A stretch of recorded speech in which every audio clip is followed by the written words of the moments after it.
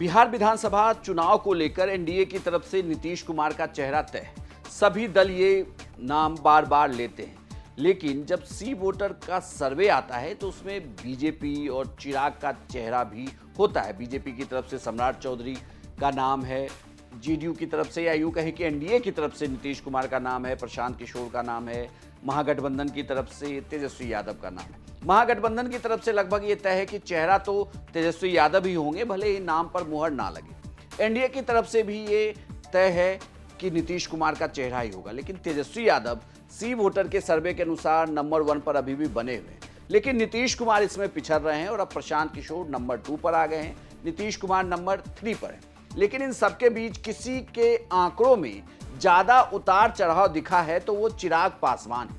चिराग पासवान जिस तरीके से बिहार में आक्रामक राजनीति कर रहे हैं, बार बार वो ये बयान देते हैं कि उन्हें बिहार आकर जनता की सेवा करनी है, जिससे ये सवाल भी उठने लगता है कि क्या वो केंद्रीय मंत्री जो वो हैं उसे छोड़कर वो बिहार में राजनीति करेंगे फुल टाइम। हालांकि बिहार तक को भी दिए इंटरव्यू में ये बात कह चुके हैं कि उनका मन बिहार में लोगों की सेवा करने के लिए। लेकिन इन सबसे इतर जिस तरीके से उनकी पार्टी और उनकी राजनीति चल रही है, उससे ये तो सवाल उठता है कि चिराग पासवान भी बिहार में अपना भविष्य देख रहे हैं। वो चाहते हैं कि बिहार में मुख्यमंत्री के चेहरे के तौर पर उन्हें भी प्रोजेक्ट किया जाए। बार बार उनकी पार्टी की तरफ से उनका नाम भी चलता है। सी वोटर के सर्वे में चिराग पासवान के आंकड़े चौंकाने वाले आए।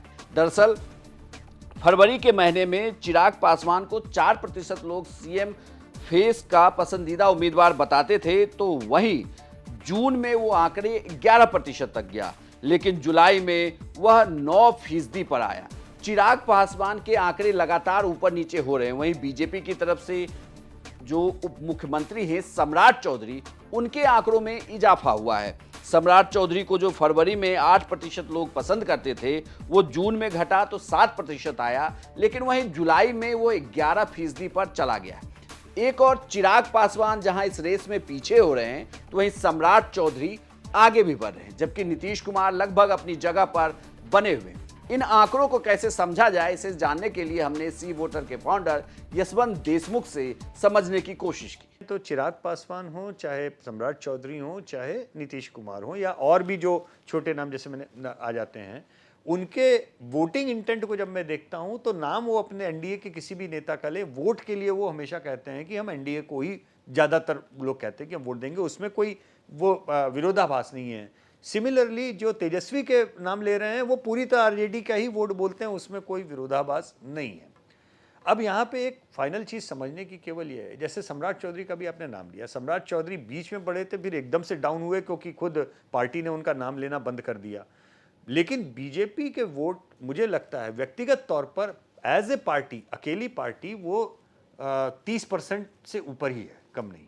और सम्राट चौधरी का चूंकि नाम नहीं लिया जा रहा है, इसलिए वो मामला 10-11% पे आया है। अगर कहीं बीजेपी एक बार भी सम्राट चौधरी का ठीक से प्रदर्शन कर दे तो वो मामला ठीक से बढ़ के एकदम से आप पाएंगे कि 20-25% तक भी पहुंचने लगा है। लेकिन वैसा हो नहीं रहा है क्योंकि कोएलिशन धर्मा है, वो केवल और केवल नीतीश कुमार का ही नाम लेंगे।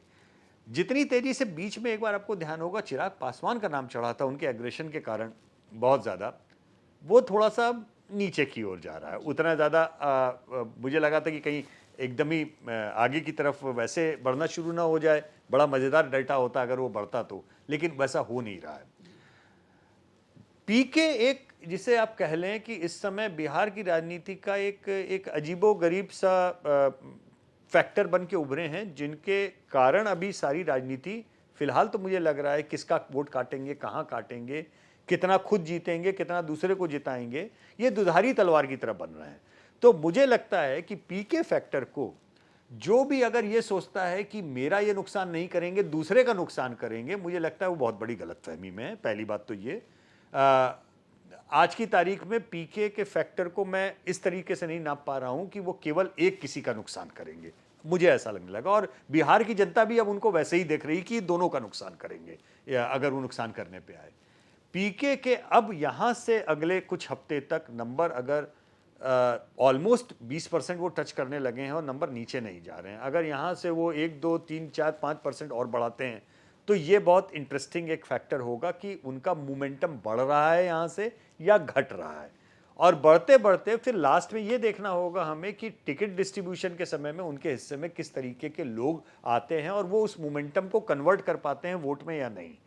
तो अब यहां से मुझे लगता है कि तेजस्वी यादव, जैसे आपने कहा, नंबर 1 चॉइस थे, नंबर 1 चॉइस बने हुए हैं, क्योंकि उनके पास में उनका जो सामाजिक गठजोड़ है मुस्लिम यादव मतदाताओं का, वही 30 से 35% की थाली सजा करके उनको ऐसे ही दे देता। चिराग पासवान को लेकर उनकी पार्टी भले ही बार बार प्रोजेक्ट करती हो कि बिहार में सीएम का चेहरा वो हो सकते हैं, भविष्य उन पर डिपेंड करता हो, लेकिन यह बात लगभग तय है कि एनडीए 2025 का विधानसभा चुनाव नीतीश कुमार की अगुवाई में ही लड़ेगी। इस चुनाव में भले ही ये कहा जा रहा है कि महाराष्ट्र वाला खेल बिहार में भी हो सकता है, क्योंकि बीजेपी के कई नेताओं के बयान इस तरफ इशारा करते हैं, लेकिन इन सब से इतर अगर देखा जाए, चाहे वो चिराग पासवान हो या सम्राट चौधरी, जो सीएम के पसंदीदा चेहरे के तौर पर सी वोटर के सर्वे में जिनका नाम है, उन सबसे आगे तो नीतीश कुमार अभी भी बने हुए हैं। हालांकि आंकड़ों में चिराग पासवान की कमी आई है और सम्राट चौधरी अब आगे निकले। यह जानकारी आपको कैसी लगी, हमें कमेंट बॉक्स में लिखकर जरूर बताइएगा। साथ ही आप भी बताइए कि आपके अनुसार सीएम का पसंदीदा उम्मीदवार आपकी नजर में कौन है।